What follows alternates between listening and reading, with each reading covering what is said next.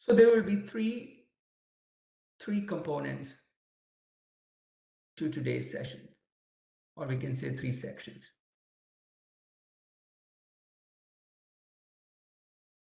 First, second, and third.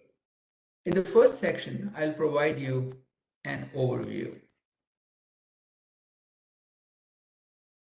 Overview of waterfall reporting and what are those indicators that are usually presented as part of status reports when we report waterfall projects. And as part of this overview, we'll also look at how do we report status of a project when we are using the agile approach of product development. So agile reporting. In section number 2, or the second part of our session today, we will go over waterfall reporting in detail. And as part of our third component or third section of today's session, we will cover agile reporting. So the idea here, if you were writing the PMP or the ACP exam, there will be about 10 to 12 questions on the exam. So let me make something clear that there are no formulas on the current PMP exam. You don't have to memorize any formula. There are some concepts. And this idea of reporting is what is called monitoring and controlling of a project. And as part of the monitoring and controlling that we do on a project, one of the things that we do as part of monitoring and controlling, whether you're working on agile project or whether you're working on waterfall project, it is creating a status report. Today's session, we take a look at a status report and how would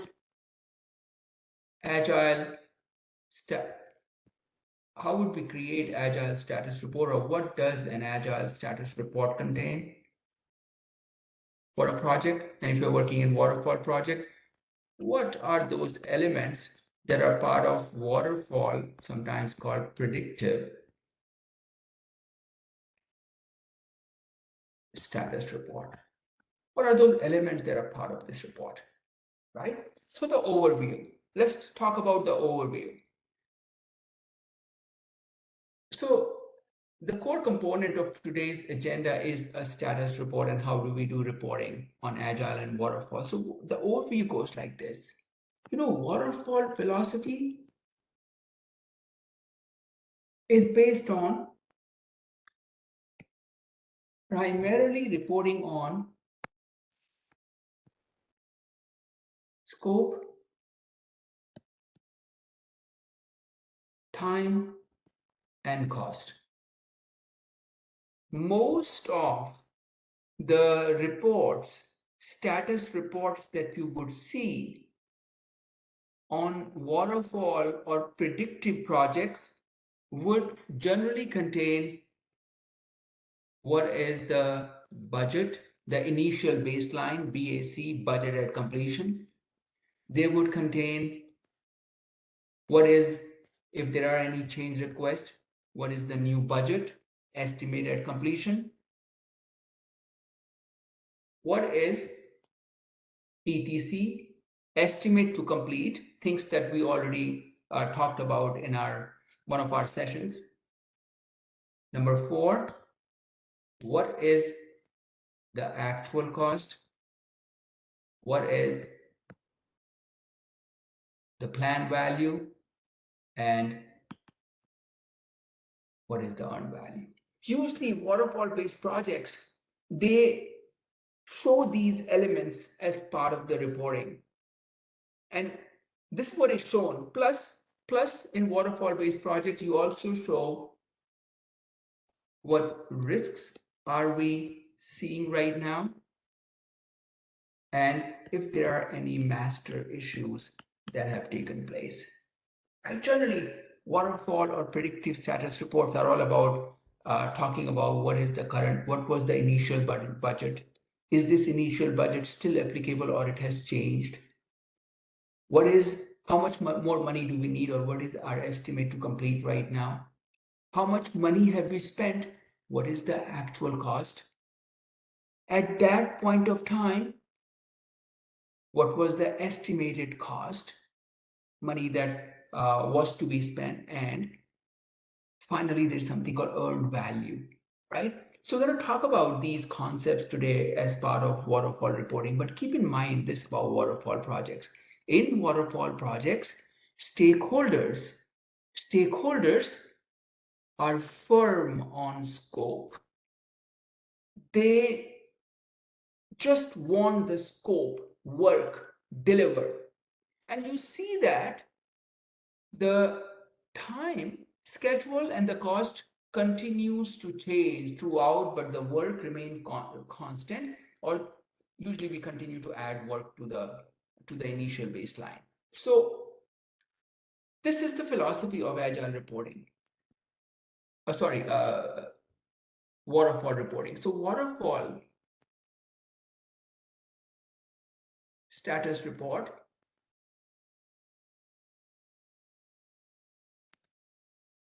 is based on this idea that I'm going to present to you right now. So you have, this is the start date of the project, starting of the project. You plan the project.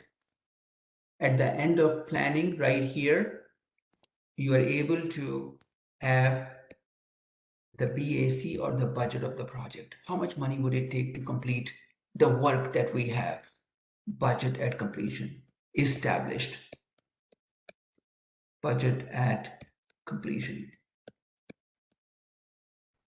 Sometimes BAC is also called the cost baseline. At the end of planning, you know how much money you need. Now you start executing the project, you go into executing. If you are running a perfect project, this BAC or cost baseline would remain the same if there are no changes on the project. But I don't know one project where there are no approved change requests. So at some point of time, there may be a new change request, and this BAC now may change to something called a new estimate. EAC, sometimes called estimate at completion.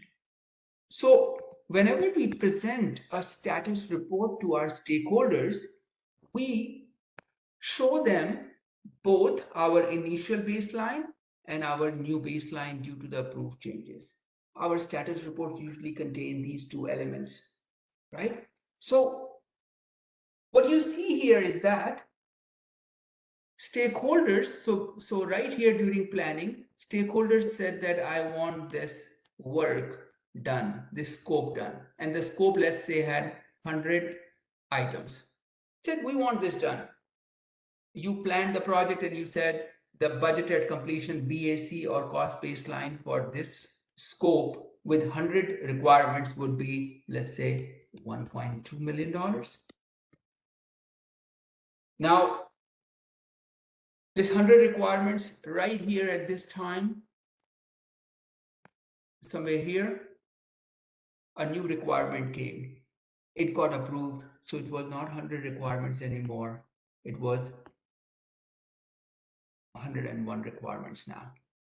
And the initial budget changed from $1.2 million to whatever was agreed upon, let's say another 200K. And the time also changed. Initially, you thought that this project will be delivered on 30th of December 2022.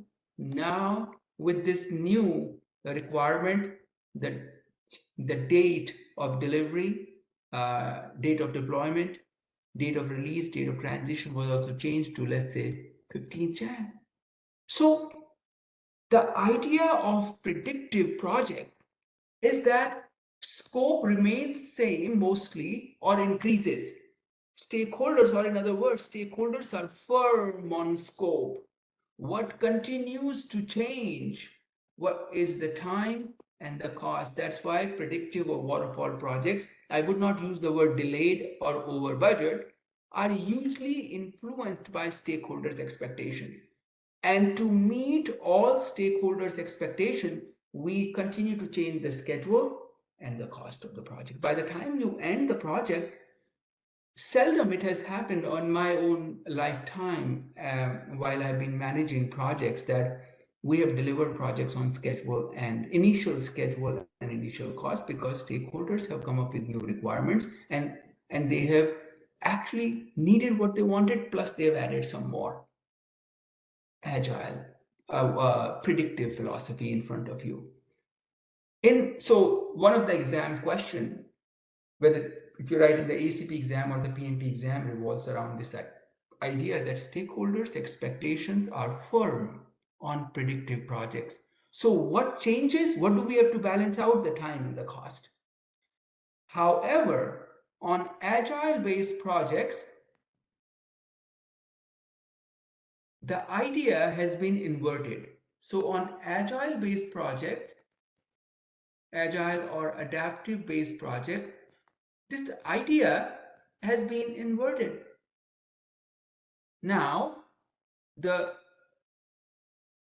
time and cost have been boxed. They won't change in an iteration. What changes and varies is the scope. What changes or varies is the scope. Look at this. Iteration starts right here. So your iteration has started and you are in now iteration planning. Iteration planning. You said, I'm going to deliver 4 items. Then you went into daily stand-up or development. You started building these 4 items that you promised your stakeholders. Then you go into demo. And finally, you go into retrospective. And this period is agreed upon in the beginning right here that this iteration will be 4 weeks. It's not going to change. Boxed. Time, you will not get more time than 4 weeks. And it happens right here in the beginning. You've already decided. Second, money has been boxed too. $1 million for this iteration, nothing more, nothing less.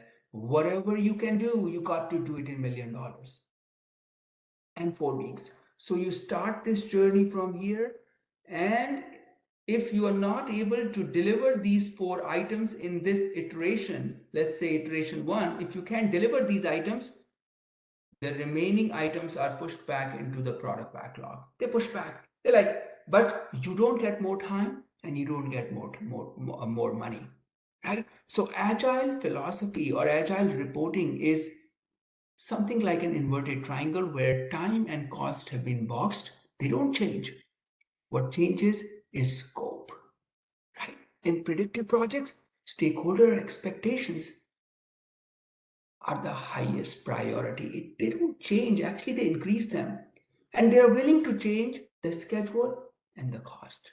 This is the primary difference in agile and predictive reporting, first of all. So in the exam, there will be questions, couple of questions. First, predictive projects are primarily those projects where stakeholders have firm expectations. We got to deliver them.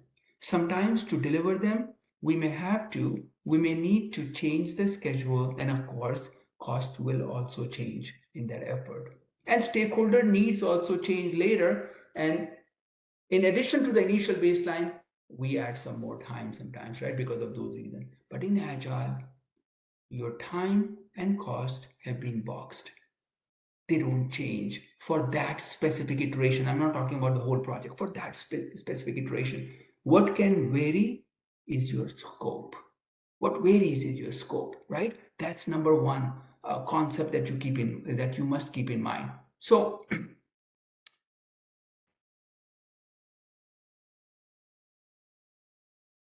so now let's take a look at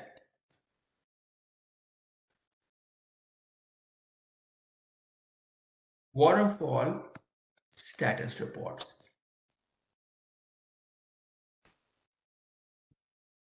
Sometimes this is called earned value management. Earned value management, right? So generally, most of the organizations that we are presenting status reports right now, where the projects are predictive or waterfall in nature, our status reports would show what was the initial baseline. Said $1.2 million. What is the new estimate if there are any change requests? Sometimes it is not applicable, but mostly if we have already gone into execution and there is a change request, our new baseline could be $1.5 million. And I could also give a reason why it's new budget is $1.5 million. Then you also show in a status report, how much money have you spent? Actual cost. Out of $1.5 million, how much money have you spent? You could, at that point of time, so as of today, which is 21st of June, what is the actual cost? So actual cost is money that is spent as of today. Let's say the project said $800,000. Now it said, okay, so in the status report, then you'll say, you're telling the sponsor, well, we've spent $800,000, and keep in mind, you still need to pay us, or this project would still need 1.5 million minus 800K, which is 700K. Estimate to complete is 700K. Estimate to complete is the baseline budget or the new budget, whatever is more recent. So in this case, more recent is this. If we didn't have EAC,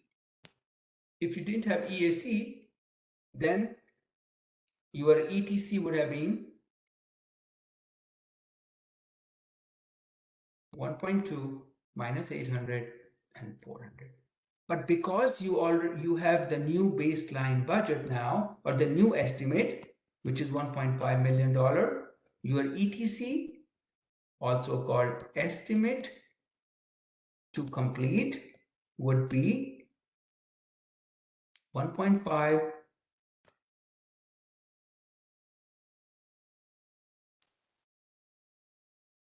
minus 800, which is 700K, right? ETC. There are times when in the PMP exam, they will throw this question at you, 1.5 minus 800 and 700K.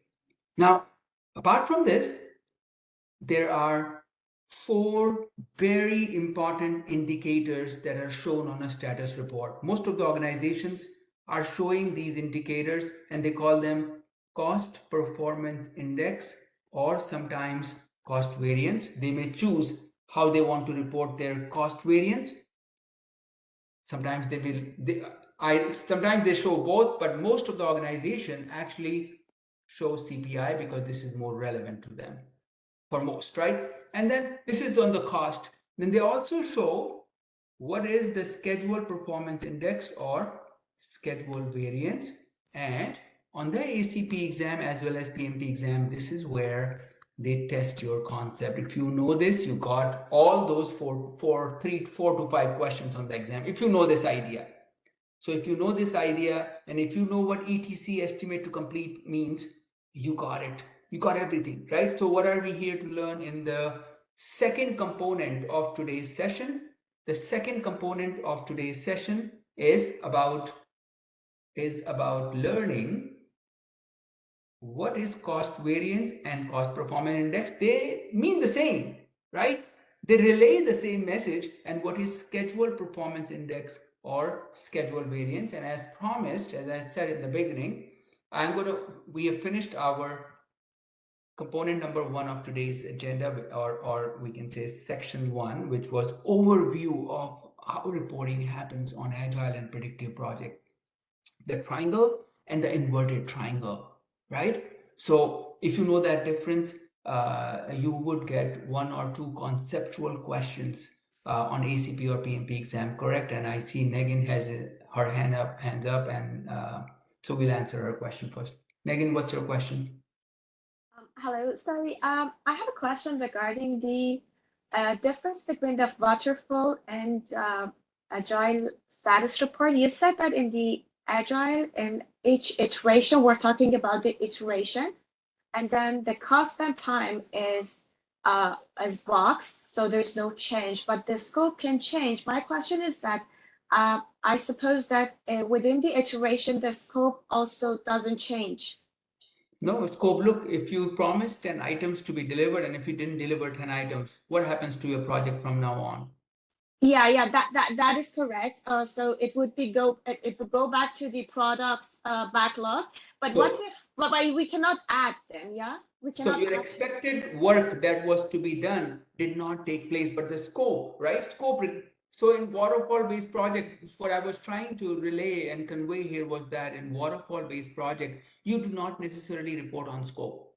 But on agile projects, the only thing you report is whether you completed the work in the time you said and the cost you said, right? Okay. So, Yes. so that was the message. Thank you. Yeah, and we are coming to that. That's the third component today, right? What are burn up and burn down charts, and how do you show, or how do you present these information radiators, sometimes called burn up and burn down charts, which is agile reporting on how much work is done and how much work is left. Okay? Yeah, thank you. Yeah. Any other question, guys, before we get into this very important and interesting topic, the section 2 for today, which will be on your exam? Expect about 2 if you are not so lucky, but if you're very lucky, 4 questions on the exam from this section number 2 of PMP and ACP exam. So no question means we'll move on to our section number 2. So as I said, on waterfall-based project, there are these indicators that are presented, and they're called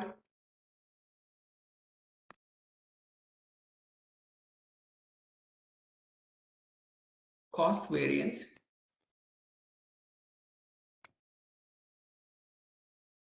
and some projects like to report them as cost performance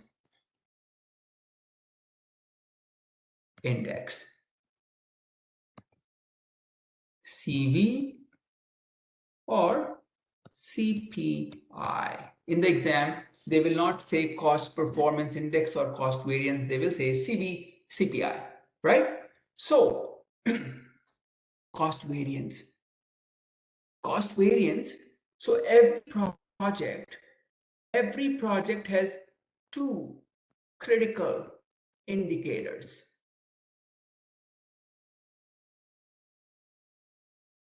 One is called the money that you have spent to get the work done, actual cost. And this other indicator is called the estimated value of work completed, sometimes called EV or earned value. Earned value, the true value that you are getting from a project, right? Estimated value. And the whole, so cost variance or cost performance index is all about these 2 indicators. So the formula goes CV is equal to earned value minus actual cost. And for cost performance index, the formula is CPI is equal to earned value divided by AC, actual cost. It is exactly the same, right? It is exactly the same. So one or two of you may get this question on the exam, which would be something like this, that you are a PM,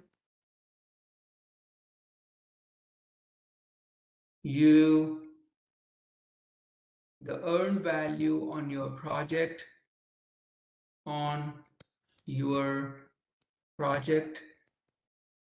is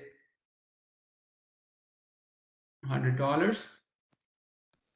The money that you have spent or actual cost at this time is $90. What is the cost variance? Formula: CV is equal to earned value minus actual cost. CV is equal to 100 minus 90. So CV is equal to plus 10. Right? So in the exam, one of you may get this. No one is going to be asked calculations like this. They don't care. PMI doesn't care about this, right? This is not a PM's job to sit there and do the math, right? We are not being tested on math here, or you can memorize the formula and all that. No one even needs to know what is earned value and actual cost really in the modern world of project management.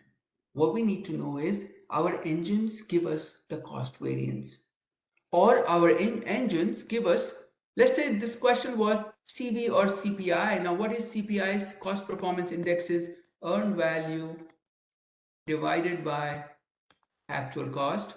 CPI is equal to 100 divided by 90. CPI is equal to 1.10, right? So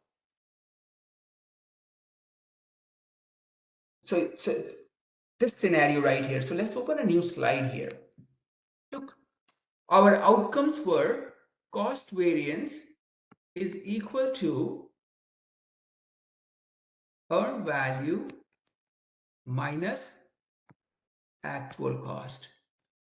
CPI is equal to earned value divided by actual cost. Now, when you subtract two numbers, right? When you subtract two numbers, what are the outcomes? The outcomes could be positive. If actual cost was more than earned value, the outcome could be negative. And when you subtract two numbers, outcome could be a 0. Similarly, on the other side now, when you divide two numbers, the outcome could be greater than 1. If earned value is greater than AC, it could be greater than 1. The outcome could be less than 1 if earned value is less than actual cost. And the outcome could be, when you divide two numbers that are exactly the same, the outcome would be 1. So what does that mean? It means in the exam, the question would be this, guys. Cost variance is positive. What does that mean? It means your project is, so positive means your project is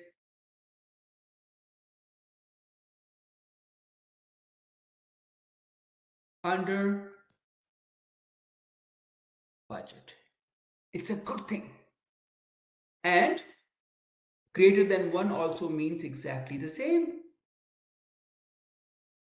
Your project is under budget. Negative or less than 1 means the project is over budget.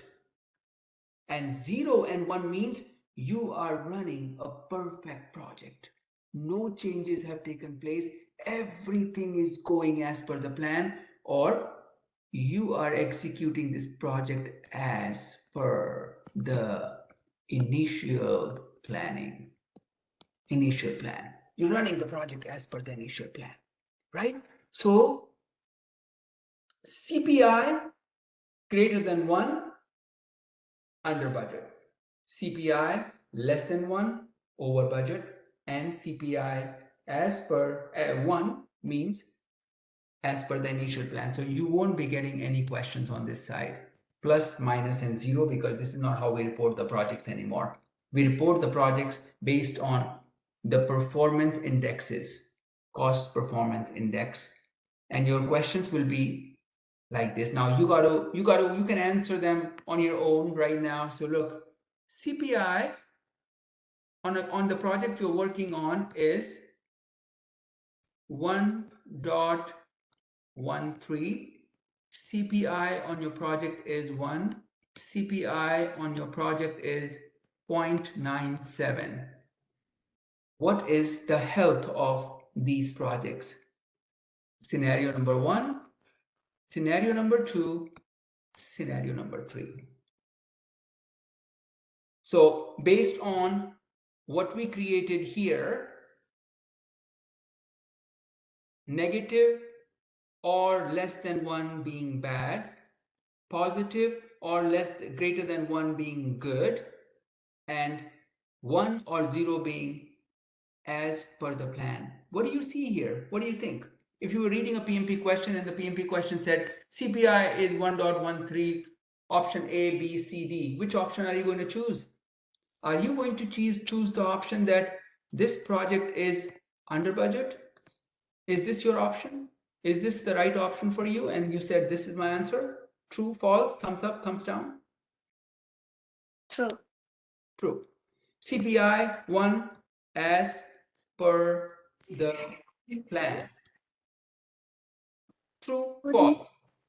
True. We are over budget when we are less than 1. True, false?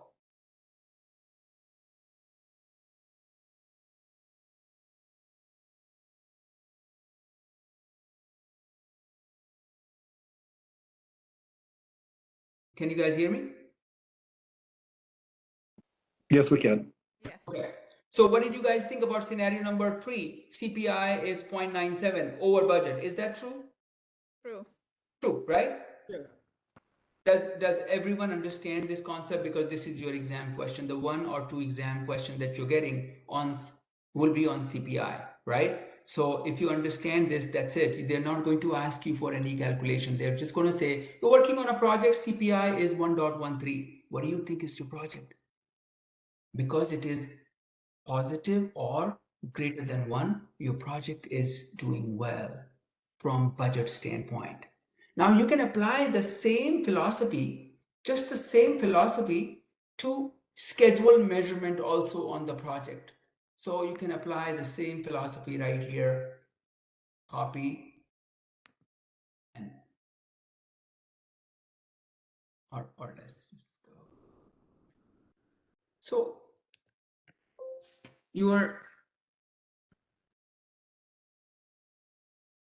you know what CPI is right now. Let's talk about schedule reporting, and it is also done using the same idea of schedule variance and schedule performance index.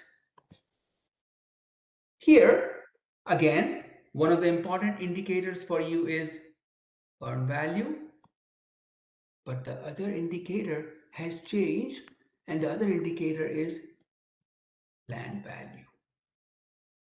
So you can get a question, 1 or 2 of you, only 1 or 2 of you may see a question like this, simple math question. You are a PM,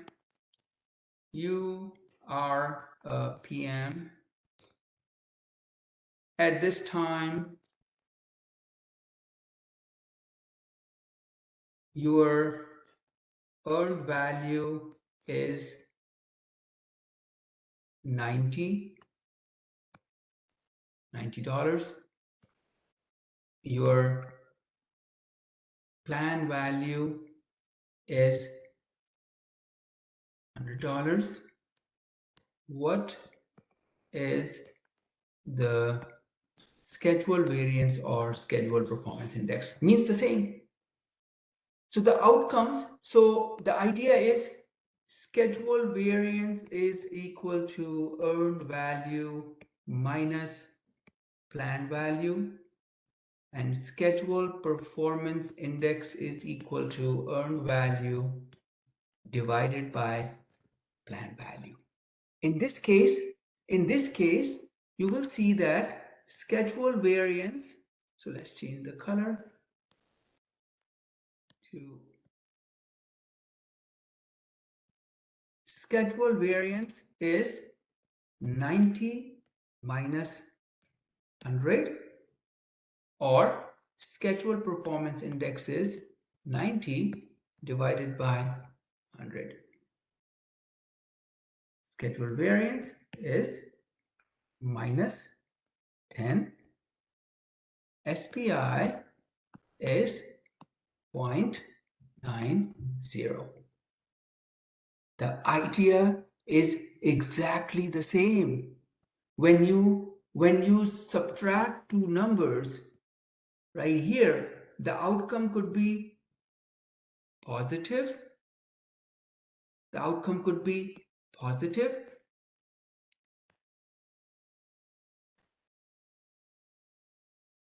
Outcome could be positive, negative, or 0. And when you divide two numbers, the outcome could be equivalent to positive, which will be greater than 1. Outcome could be less than 1, and it could be 1. Means the same. Positive and greater than 1 is a good thing. You are ahead of schedule. So right here, now you are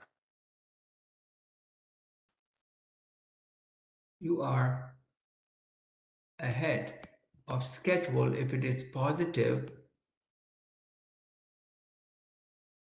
or greater than 1. If it is negative or less than 1, you are behind schedule.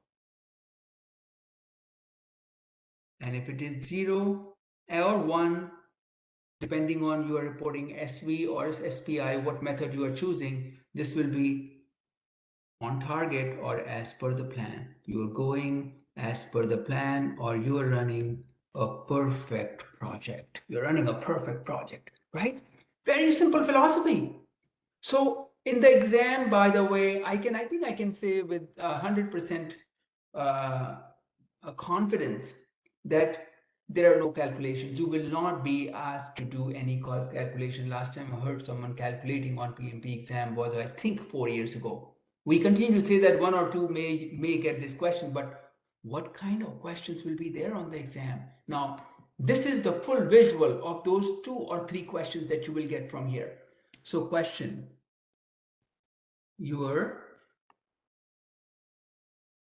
CPI on the project is 1.13. Your SPI is 0.97. What does this tell you about this? What does this tell you about your project?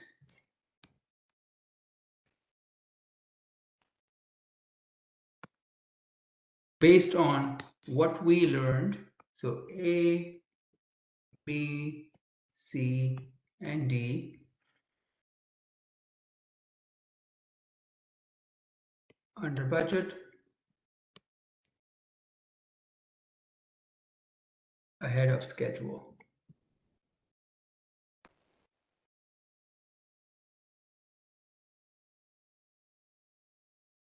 under budget, behind schedule.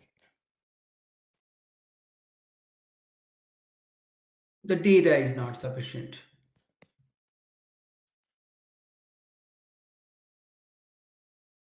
And over budget, ahead of schedule. What do you guys think? C. You got it. That's it. So PMI likes to throw questions like this, 3 questions like this to you, and I don't see any challenge for you not to be able to answer this. That's why I was just waiting on this and just wanted to relay this information in a separate session so that we didn't rush through this. So all of us understood it. But once I complete some of the other concepts, again, this is our section 2, and I will answer some of the doubts and questions that you may have. I'm just about to finish this whole idea now. These are some of the questions that you will get on the exam, but one of the very popular questions that PMI has for you, and this is very logical also. So so if I had to ask you guys that if I say I'm running this project from here, the project started on 17th April 2022. We are in executing now. The budget was $1 million. BAC is $1 million. We are executing this project, and we are scheduled to close this project on 27th of November 2022. We are right here in executing, and this is 21st of June 2022, right? So you're right here.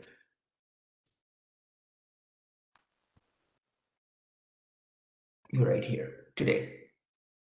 So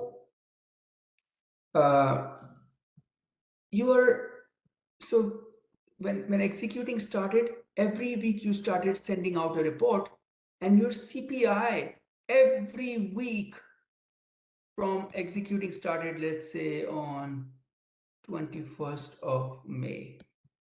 From 21st of May, every week the CPI has been 1.2. So you sent out another weekly report, and on 21st June also you sent out a report, and the CPI has been constant and it remains at 1.2.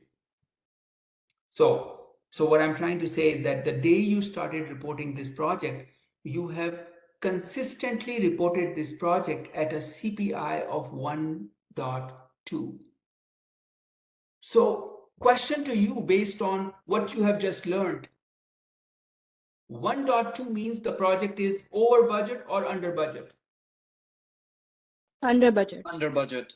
So if you continue, so hear this well, guys, if you continue this project at the same rate at which you are burning the money right now, at this rate of 1.2, at this right here, if I was the sponsor, what would you do as a project manager? You will come to me and tell me that I've completed the project under budget, and here you go, I've got surplus money sitting with me. True, false? You are hoarding organizations' money basically, and it's not such a good thing when you're running a $100 million project, because sitting on 2% contingency means that, 20% contingency means that you're sitting on $20 million. Organizations on day one, I said, in our life, we have constraints, projects have constraints, organization also has numerous constraints. Imagine if every project manager that was running the project in an organization starts hoarding 20% of organization's resources. Money, let's say money. What would happen? There are so many other problems and opportunities that have not been addressed. Now, this money could have been used for that. Sometimes sponsors say to the project managers, are you confident that you will continue to run this project at this rate of 1.2%? If yes, could you please return me access money? And how do project managers calculate this? In this scenario, when the budget is $1 million, the rate is CPI is 1.2, your new budget would be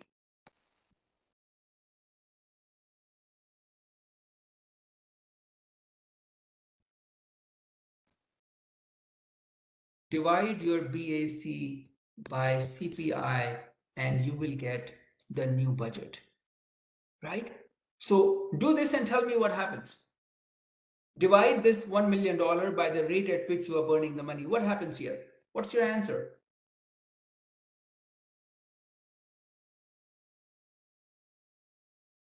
What do you guys think? What's your answer? Is it less than $1 million or more than $1 million now?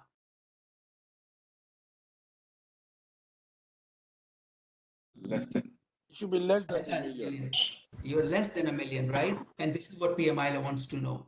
PMI is trying to, so the idea is not to test your mathematical excellence or you know whether you know math or not, or whether you know simple division. That's not the idea. The idea is that if you are running a project and your CPI is continuing to remain very consistent, the burn rate at which you are burning the money is very consistent, tell your sponsor that you can give them the money if the rate is 1.2%. Tell them, hey, I think I will be left over with a lot of money. Should I give it to you and I can take it back if the need be? But I feel very confident that I can finish this project at the rate of 1.2%, so I can give you some money back. So in the exam, there is a very simple question. They will say, the question will be like this. Well, the BAC is $100. The CPI is very consistent and will remain, project manager says that will remain at 1.2. The sponsor has said to the project manager, give me the access money back. What will be your new estimate at completion? What will be your new baseline budget? Your answer will be, my new baseline budget, option A, will be less than my current or initial BAC. That's your answer, right? Sometimes you get confused. How did I get that, right? So I'm going to, and if you didn't understand it, I'm going to explain this to you again. But let me present another scenario to you. PMI also likes to know the same scenario that you're running a project. You started a project on 17th of April. You completed your planning here. And at planning, your budget, total budget is $100. That's your BAC. You started executing the project. You are in executing now. Right here, you are in executing. You're scheduled to finish this project on 27th of November, 2022. You're here, June 21. You have been executing, sending out a status report that says CPI is 0.90, CPI is 0.90, CPI is 0.90. You are continuing to report this project like this. So guys, what do you think? If the project manager or the team continues to burn the money at this rate, what do you think? Can you finish this project in $100, the initial baseline? No. No, you need more money. So sometimes the sponsors tell the project manager, my friend, what are you waiting for? Are you going to come to me here and ask me for money, or you would be asking me now? So give me a new estimate. The answer is the same, 100 divided by 0.90. This time what will happen is that your EAC or new estimate is greater than the BAC or initial baseline. Right? Simple idea that if you are under budget, at the end you will be left with money. If you are running the project over budget, you need more money. So ask for it. And how do you calculate it? You calculate it by a very simple formula, which is BAC divided by the rate at which you are burning the money, CPI. If CPI is greater than 1, your new estimate would be less than the BAC. If CPI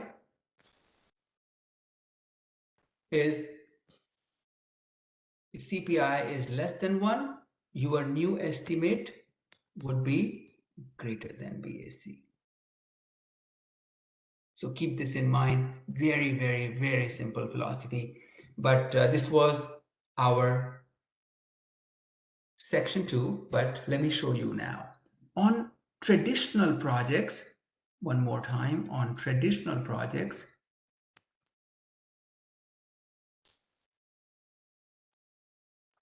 sometimes called waterfall projects, sometimes called sequential projects. PMI calls them predictive.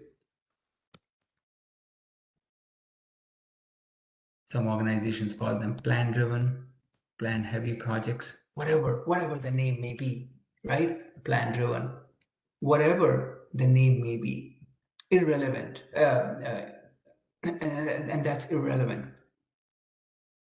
A status report in these projects generally now contains the project name on top, project ID, sponsoring organization or sponsor's name, sponsoring organization or department, and now comes the real message of your project. It will say, what was my initial plan? Do I have a new, what was my initial baseline budget? Initial baseline budget? Do I have a new budget due to some changes? What is the money that has been spent as of now? What was the plan value, estimated value of work that was to be completed? What is the plan value? What is the earned value? What is the ETC? And sometimes you may also give the sponsor how you are doing right now, right? You can talk about some of the risks that you're facing, have some risks materialize and turned into master issues, and it could also show some other open issues that you may have that you're working on. Now look, this is what a usual status report is. We don't even show actually plan value or value, just show these ideas: budget completion, EAC, actual costs, ETC, risks, and master issues if there are any. Usually predictive projects will revolve around this, and then it will show SPI and CPI. And really, project managers do not write SPI and CPI nowadays. They will say over budget or under budget, on schedule. That's it. At the top, you may have some radio buttons. Green means everything is going as per the plan. Red could be behind schedule, right? And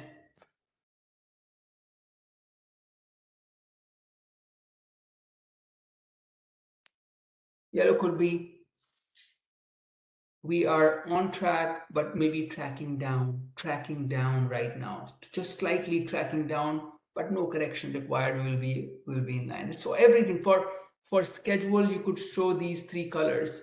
For cost, you could show these. So usually we like color reporting, color coded reporting. It just looks better. People are able to understand. Green means everything is good. Red means there is a master issue, and yellow means it's under control. Project managers will be able to bring it under control, right? Color coded status report. So keep this in mind that waterfall projects are all about reporting on schedule and cost. Schedule reporting, schedule variance or schedule performance index, cost variance or cost performance index, right? So what I'll do is I'll take some questions, but I'll take some questions after a quick review. So we learned about ETC, estimate to complete, ETC, which was BAC or EAC minus actual cost. Then we learned about cost variance and cost performance index. Then we learned about schedule variance and schedule performance index. We also learned about a very important concept that PMI likes to test you on is they will show you the rate at which you are burning the money and they will ask you for a new estimate. If the rate at which you are burning the money is less than 1, your new estimate will be greater than the BAC. But the rate at which you are burning the money, if it is greater than 1, then your new EAC or new budget or EAC estimated completion would be less than your initial baseline budget, sometimes called cost baseline, or the budget at completion, right? That was the summary of what we covered. So we'll take some questions. We'll start with Kaveri. Kaveri, what is your question? I got the grasp of the concept, but I am struggling to understand what does planned value mean? Is it same as BAC? No, so planned value could be same as BAC, or planned value could be planned value is sum total of BAC is sum total of planned values. Now it's a question, so let me just put it here. Let's say you're working on a project. Let's say you are in planning of a project. You are in planning of a project. And you have your, let's say you are renovating your kitchen. The project name is kitchen renovation.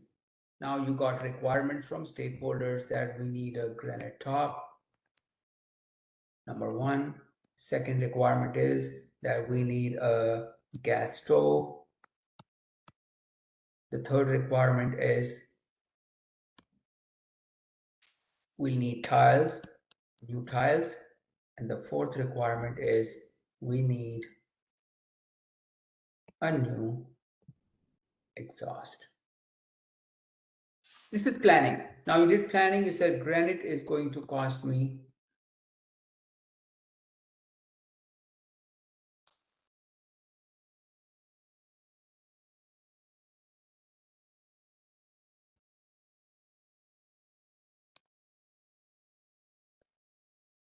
gas stove is going to cost me 7,000. This is a plan value or an estimate. Similarly, here also there could be something. This is also a plan value. Exhaust, let's say, so this is $600 and exhaust is $1,700. So what is BAC? BAC is sum total of all these estimates, which is 10,000 plus 7,700 plus 600 plus 1,700. All these items that you see are plan values, estimates. Plan value is an estimate, right? And when you add all the plan values up, they become the budget at completion. PMI likes to call plan value as the value of work to be completed at a certain point of time. So plan value by definition is something that you plan during planning, and it is the percent value of work to be completed at a point of time in future. Usually I don't like to get into these definitions because there is no point from exam standpoint and from real world standpoint also, because we call them estimates in our world. We don't call them plan values. Okay, Kaveri, did it make sense? Yeah, so in what situation could plan value be same as BAC? If there is only one requirement on the entire project, then plan value is same as BAC, right? Okay. Yeah.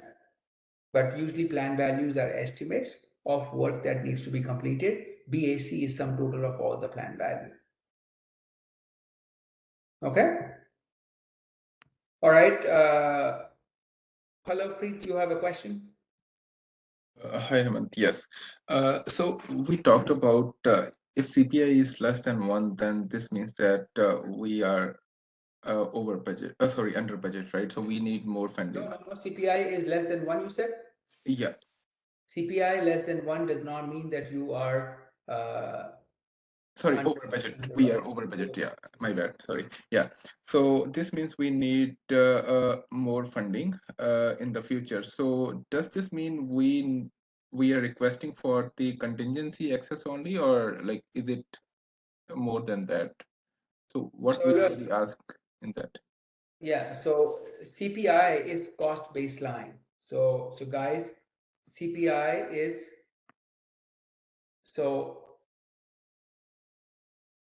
cost baseline or BAC is, what is it? It is cost of work plus cost of responses for known risks.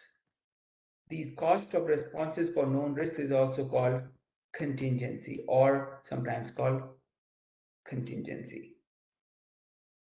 So cost of work plus contingency is BAC or cost baseline, right? So your CPI is a performance measure that already has your contingency built in it. So now anything, so if you are running behind, that means you need to seek that approval from the sponsoring organization that has gone beyond your authority now. Does that make sense? Okay. Okay. Got it. Okay. All right. So any other question, guys, before we move forward to the third section?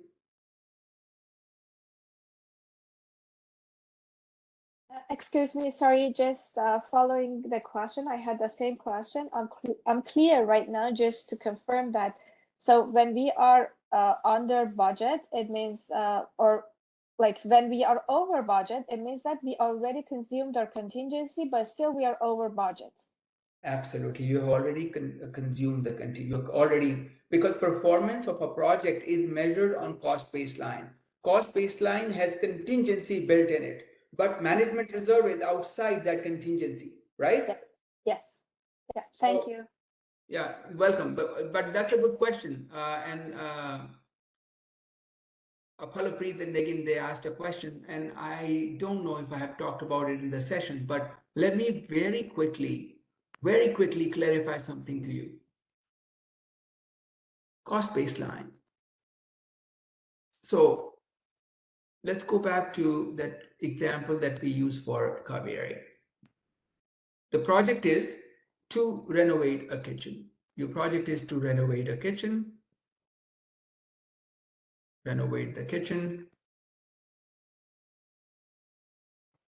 You are in planning of the project. Stakeholders have given you requirement that they would like granite top, gas stove, tiles, and exhaust. 4 requirements have been captured. Project team has done some estimation and they said granite would be $10,000, gas stove would be $7,700, tiles will be $600, and exhaust will be $1,700.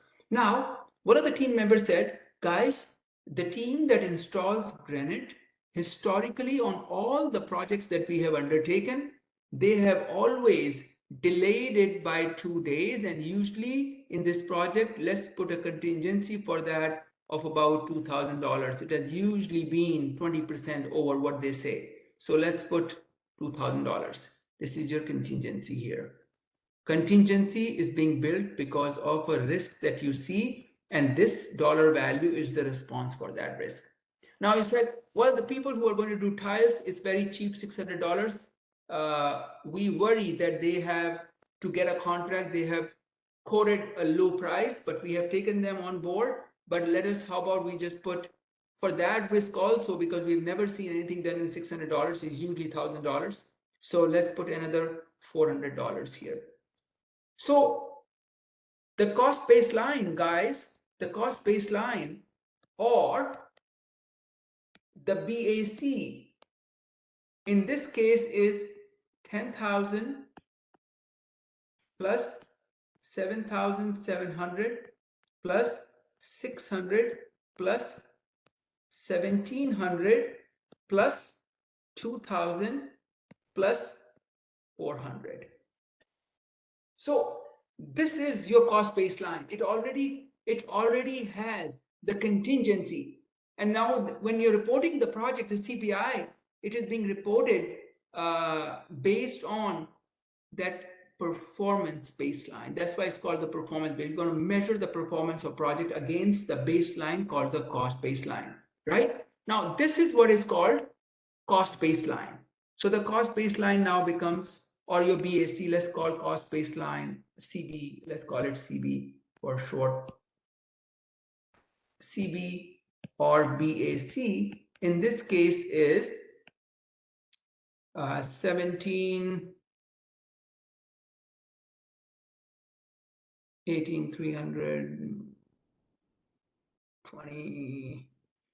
I think 22,400 is your BAC.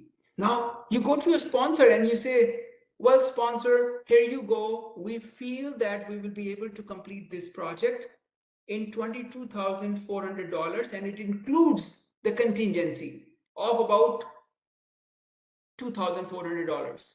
It includes, and if everything we can complete this project anywhere between. So what are you telling the sponsor? You're saying to the sponsor, we can complete this project in $20,000 to $22,400.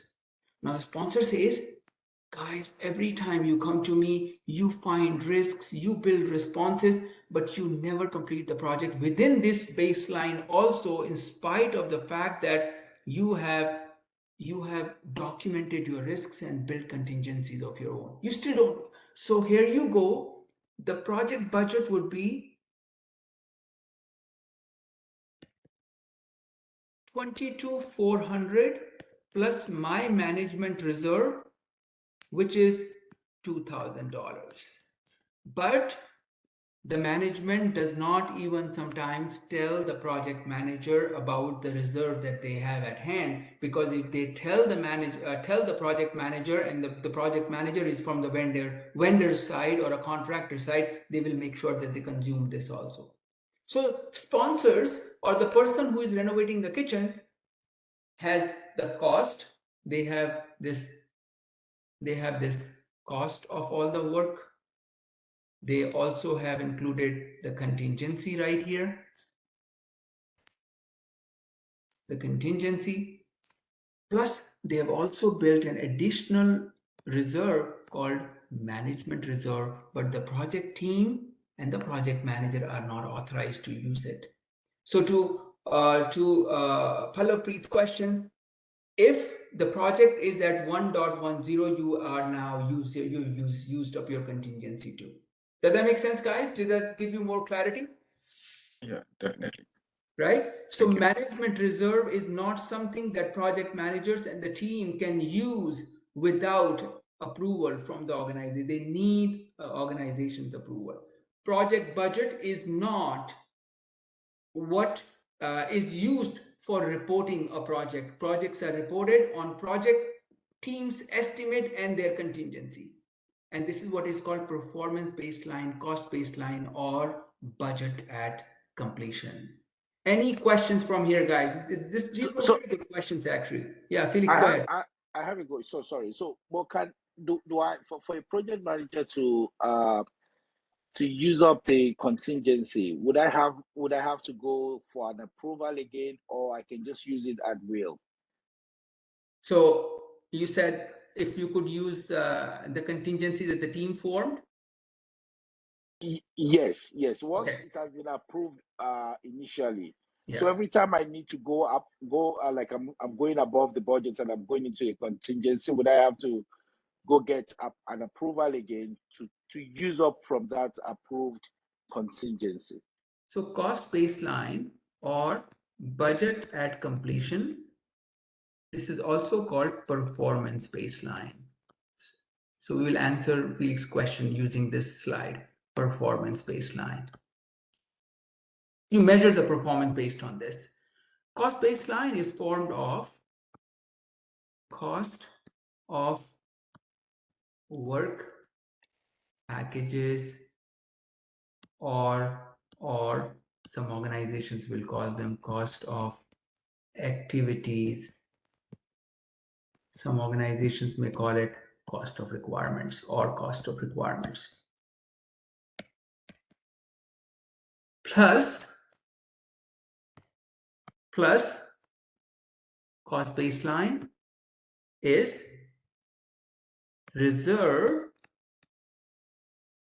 or contingency formed on work packages, or sometimes the team may say activities that they need to do, or the requirements.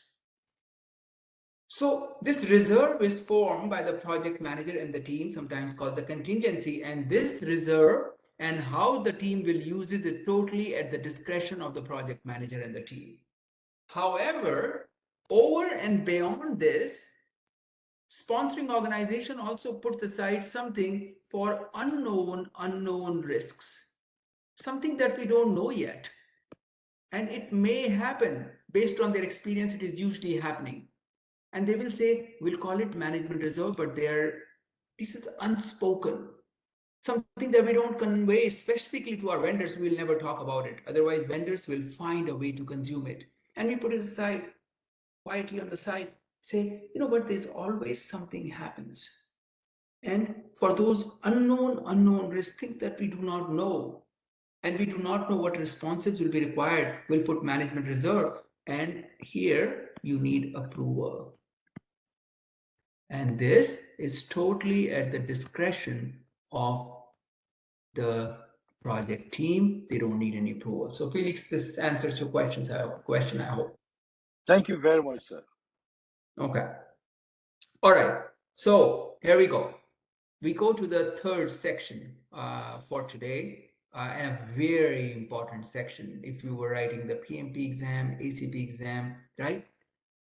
Reporting. So the third section for today is reporting on adaptive or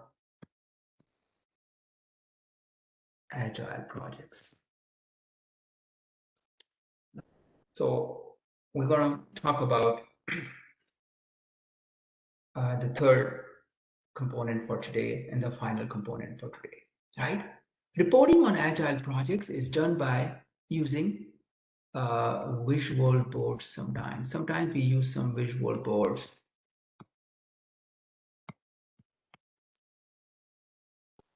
Sometimes these are called information radiators.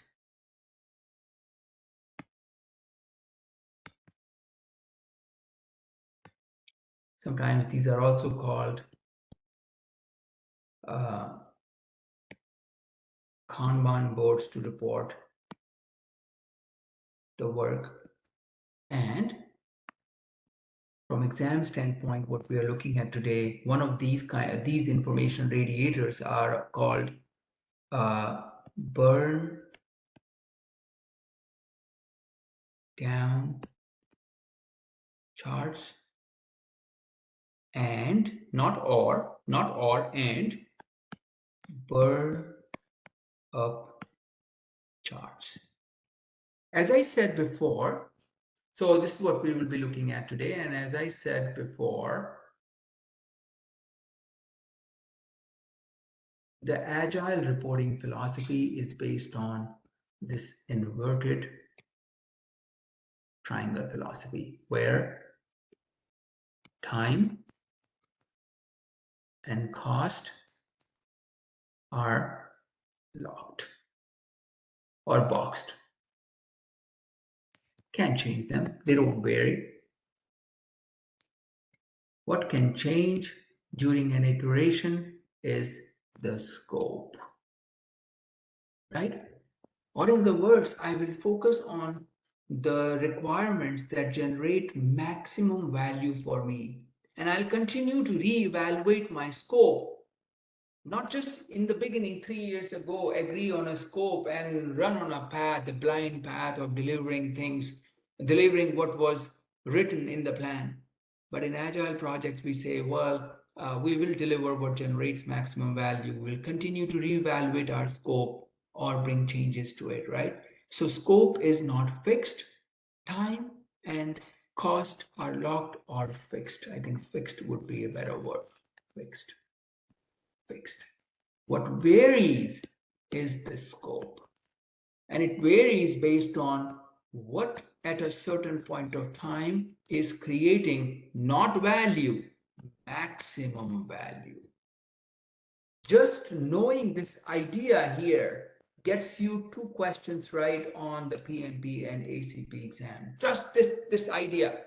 The adaptive philosophy is focused on delivering items that are of maximum value. That is why agile reporting indicators, information radiators are all about reporting on only one thing. So in waterfall projects, we learned that we would be reporting on cost variance or CPI, performance index, schedule variance or CPI, or our budget, or our new budget, or estimate to complete.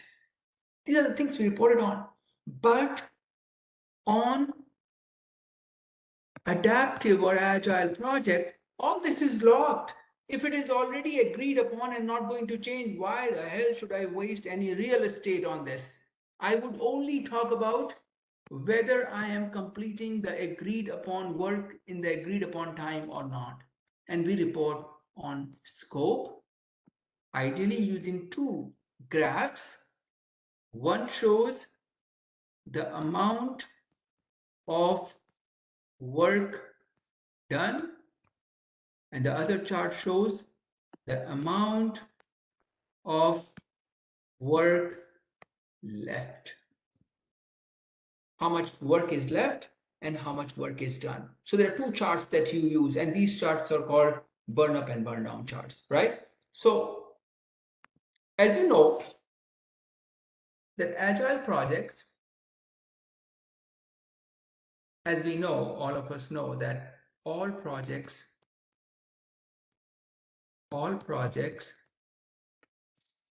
whether they are agile or waterfall based, all projects, whether they are agile or waterfall based, are undertaken with one goal in mind. And that goal is, and what is that goal? That goal is deliver stakeholders' requirements. What does that mean? It means whether you're working on an agile project or whether you're working on a waterfall project, starting point of all the projects,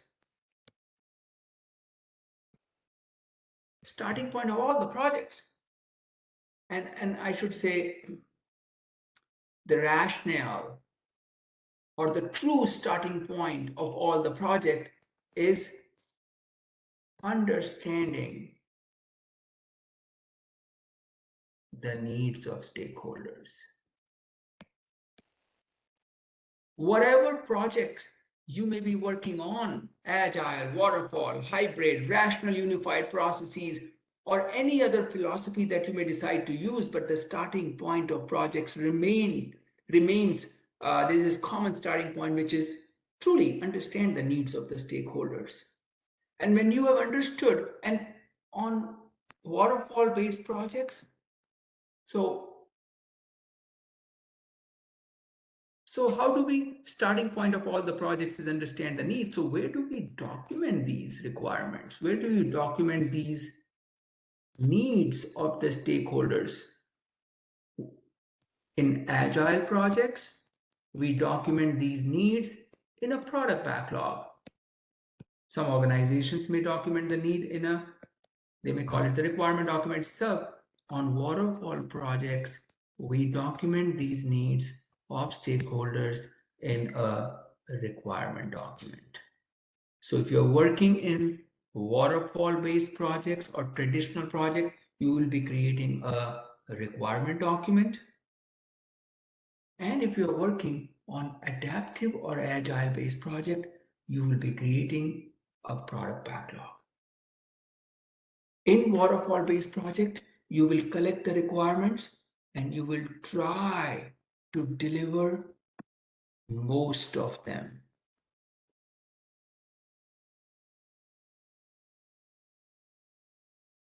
Like a big bang approach. Whereas on agile-based project, you will understand the requirements that generate maximum value and may deliver them as part of one increment or increments. Increment, another increment, incremental delivery. So we start here. This was important for us to first create the right kind of groundwork to understand agile reporting. So agile projects, you are working on an agile-based project, and here you go. You have created a product backlog.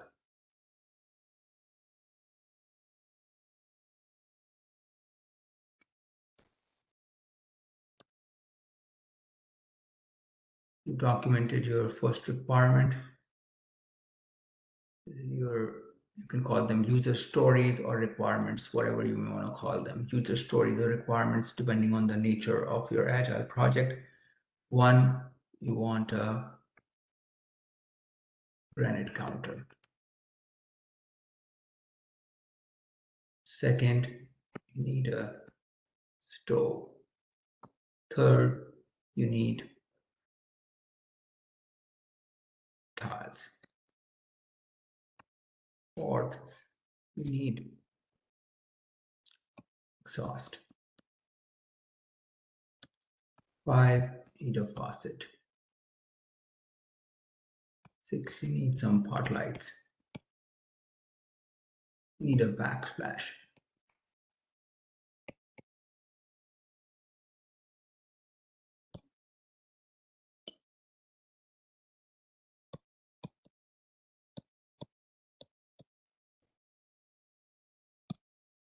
And you got 74 items on your product backlog.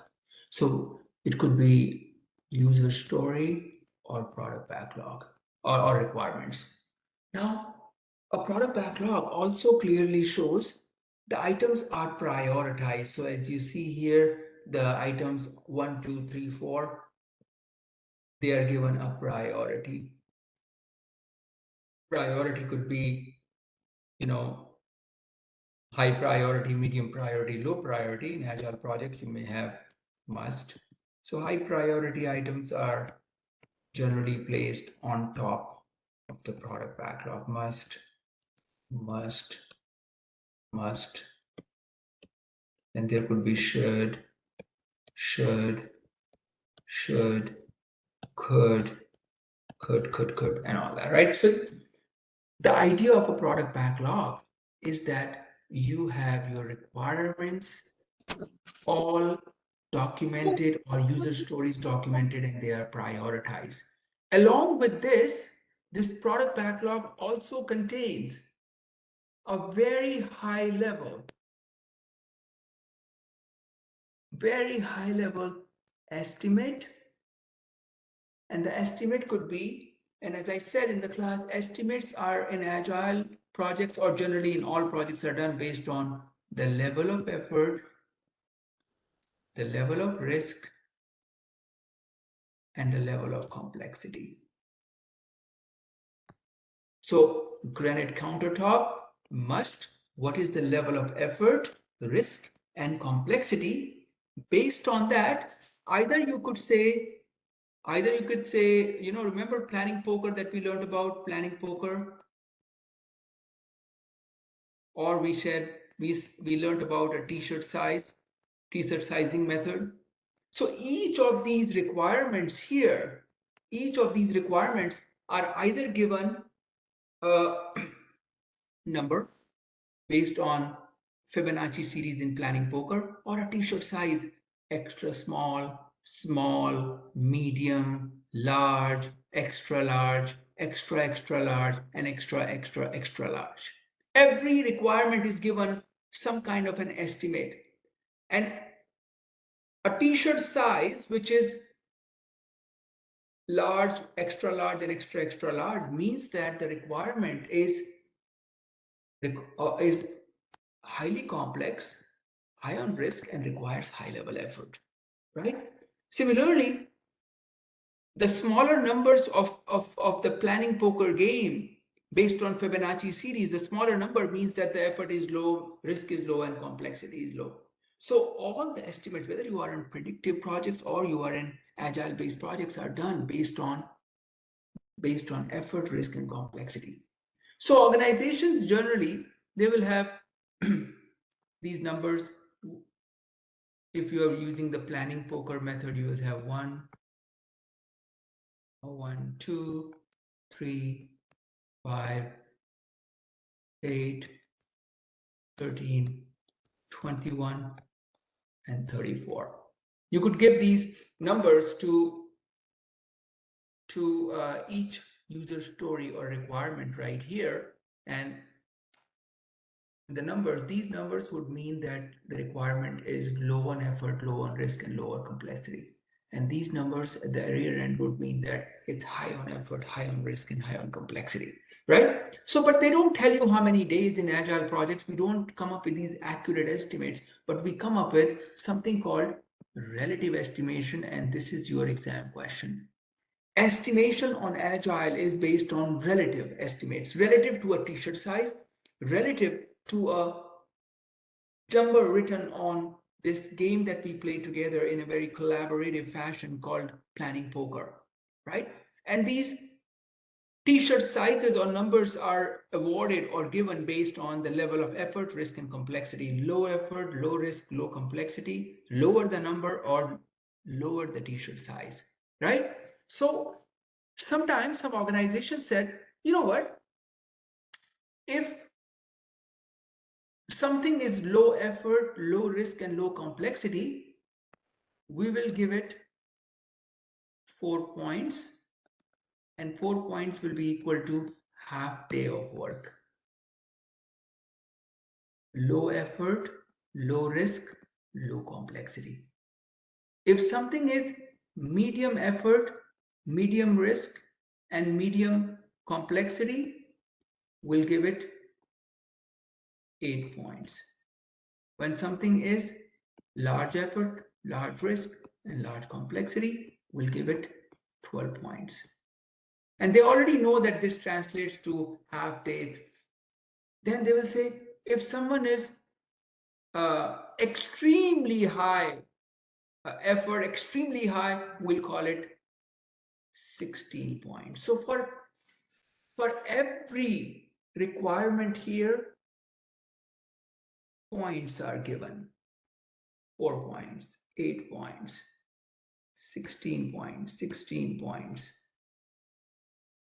12 points, 8 points, and so in the beginning, even before you have executed this project with 74 requirements, you have estimates for all the 74 requirements, and it could be 600 story points.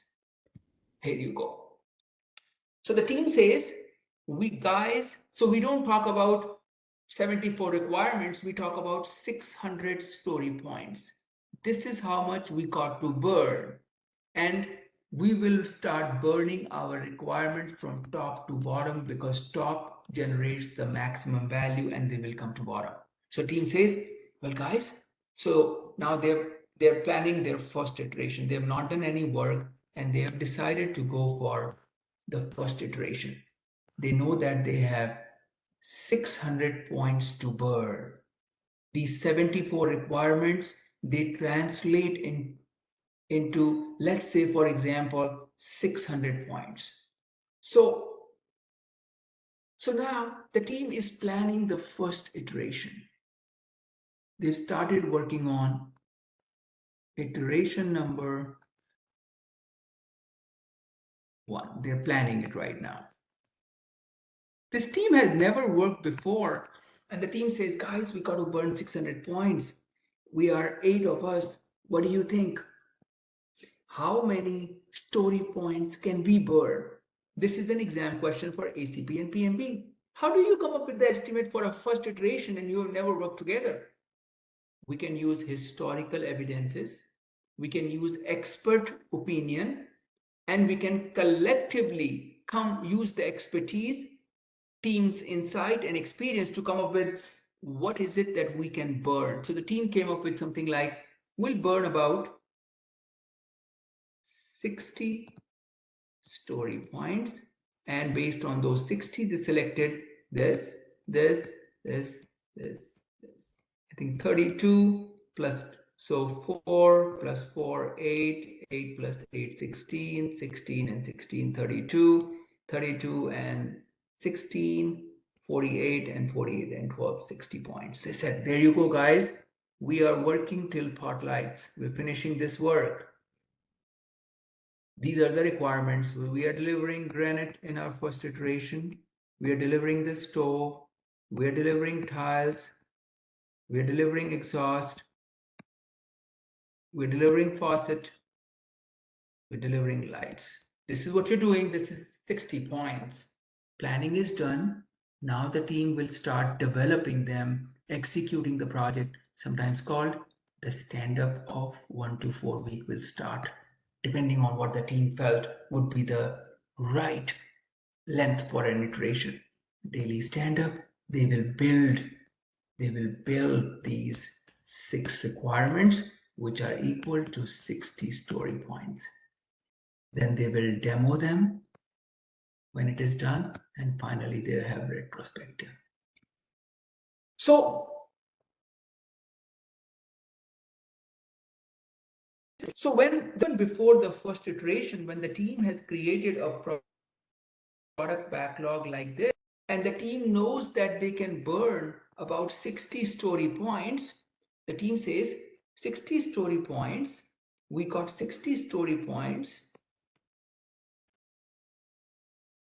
and we will burn 60 story points in one iteration. We got 600 story points total. So how many iterations will be required? It will be 600 divided by 60, which is 10 iterations. Team says, based on our current estimate of 60 story points, we will need 10 iterations, because we want the product owner to be comfortable, and we also want them to understand that we are not running a run which is an indefinite run. We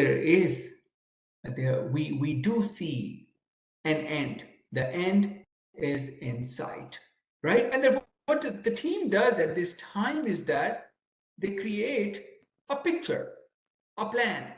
So the team creates a picture. Even before starting the first iteration, the team creates a picture like this. And the team says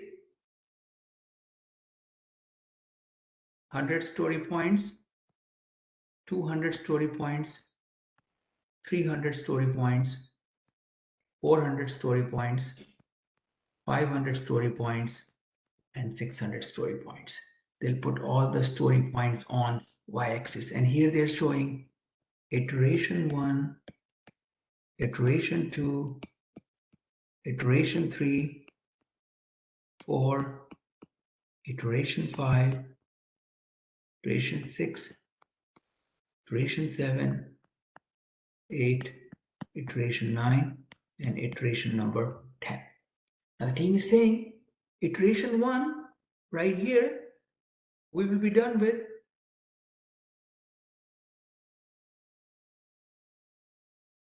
we'll be done with 60 story points. So we'll be sitting somewhere at 540 right here. So the plan is to burn 60 points in every iteration. The team creates a chart like this, which shows how the team will work. This is the plan they have created like that. This is their plan. And they put it right on the wall. They have not even executed the first iteration, but based on the estimate of 60 iteration, they've created a plan like that. Now the work started, guys. Look, the work starts. Iteration 1 has started, and the team ideally should be here. The team should fall here, but the team actually burns only not the 60 points, burns only 54 points. So they are here now. In the first iteration, they burned only 54 points. In the second iteration, the team burned even less. They burned only 50. In the third iteration, they burned 48 points. So in the PMP exam, they're going to show you a picture exactly like this. They'll say, red is the plan that you created. Green is the actual work that is happening. Based on this picture and seeing that the green line is above the red line, what do you think is the health of this project? Just based on what we were just talking about, they were supposed to complete 60 user story points. In the first iteration, they only did 54. In the second, they did 50. In the third, they did only 48. So based on this picture, your green line or your actual work is above the plan line. What does that tell you? Can you still, if you burn the story points at the rate at which you are burning the story points, can you still finish the project on time? No. No. No, right? So good. So you chose option number C, and you said this green line, because we are above the plan line, we are actually going behind here.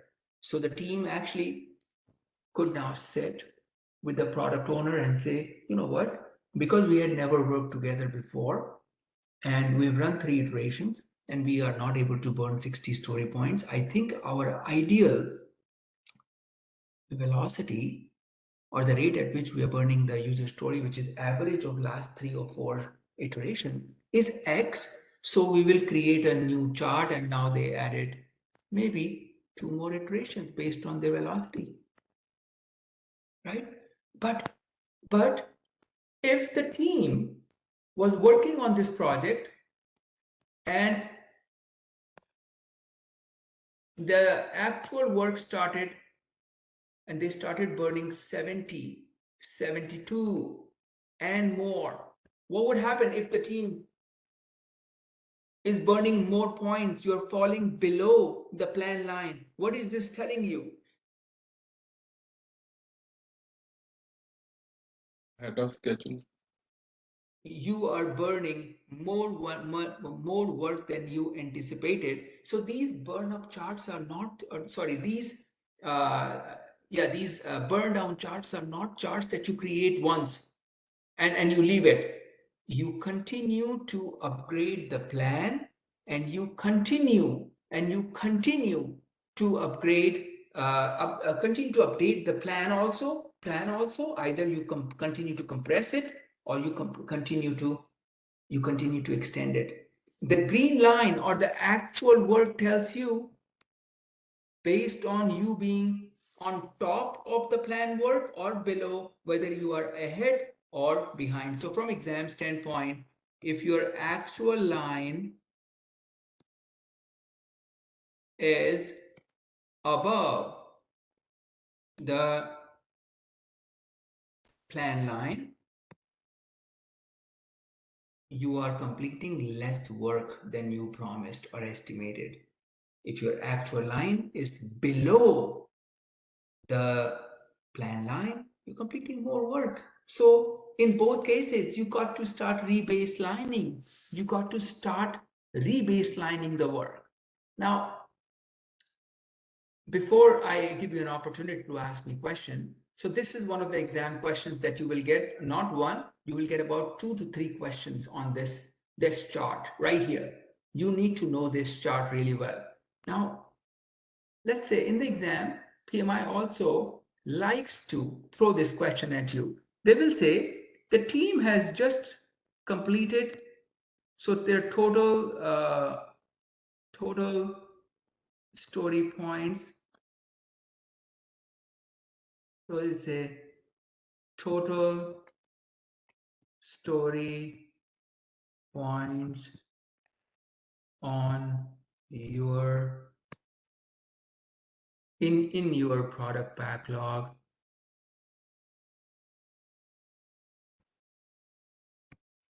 are 600. You got 600 story points. Iteration 1, you burnt 50 points. Iteration 2, you burnt 60 points. Iteration 3,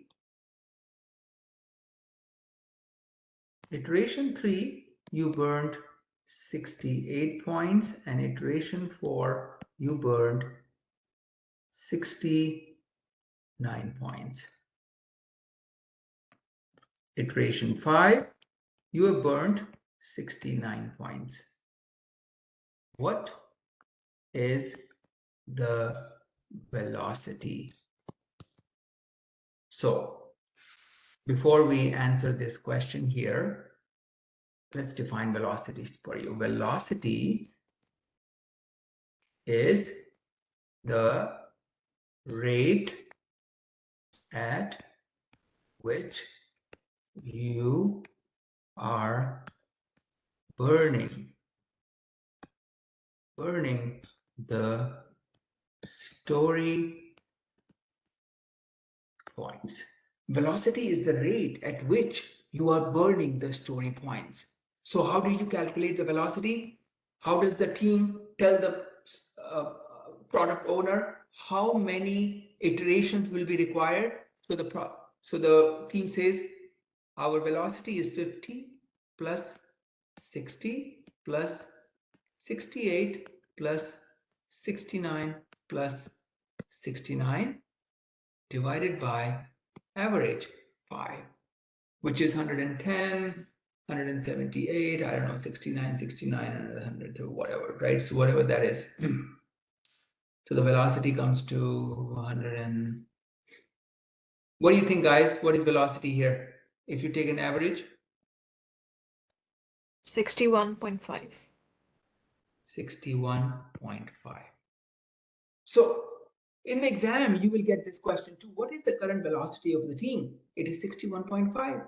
What does that mean? So then we will say, so what do you think? How many more iterations will be required? You've gone through iteration 1, 2, 3, 4, and 5. You have burnt whatever total is here. This is 26, 7, 13, 19, 25, 316. You burned 316 points. Your current rate is 61. How many are left? 600 minus 316, which is 284. So how many more iterations? 284 divided by 61.5 will give you your answer, right? How many more iterations are required? 61.5 divided by 284. 4, right? 284, 61.5 divided by 284, which is probably 4, 4.5, let's say 5 iterations will be required, right? So these are those burn down questions that you get on the exam. These are the burn down questions that you get. One where you will have to say how many more iterations are required. You'll have to calculate the velocity, which is average of the story points you're burning. Then they will show you 2-3 pictures of burn down charts, and they will ask you, based on the actual work, are you completing the work that you promised, or you're not? If you are below the planned line, you are burning at a faster rate. If you're above the planned line, you're burning work at a slower rate than you promised. What does that mean? You've got to readjust your plan a little bit. You've got to readjust your information radiator. And here, I'm going to take some questions now. So, sorry, I have a question. So, if you go back to the burn down chart, amen. If you go back to that chart, yes, that one, and you're performing below the planned work, or the planned charts. If you're doing below it, yeah. So if a question is asked that what would you do at this point, what could the answer be? So look, if the picture is like this on the exam, right? Right. So look, your initial plan is flawed. You're burning work at a very fast rate. So you should update your plan accordingly. So this plan line that you have here, in the next information radiator that you will create for the next week or the next day, this will change too. And you will start based on your velocity, you will adjust it a little bit. Maybe now it's not iteration 10 that you need to finish the work in. If it is below it may be 8 iterations, right? It goes both ways. Sometimes iterations can increase, sometimes iterations will decrease, and usually iterations decrease for teams who have never worked before, and they are very conservative in their approach. They're very conservative because they didn't have any basis to estimate. But when they started working, they truly realized the velocity that they had, and suddenly they started shrinking the entire chart from iteration 300, it became iteration 250. In 250 iterations, we can finish the work, right? Yep. Okay. All right. Thank you very much. Just wanted to. Yeah. All right. Any other question, guys, from here? Yes, Hemant. Could you go back to slide 23 for me, please? 23? Sure. Yeah, sure. And that's 23 right here. Thank you. Could you show me 28 as well, please? 28, you said? Yes. 28.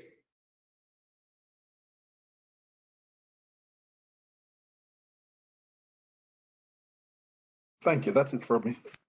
Okay. Now, very quickly, before we wrap up this session, let me show you what is burn down chart. Burn down chart shows us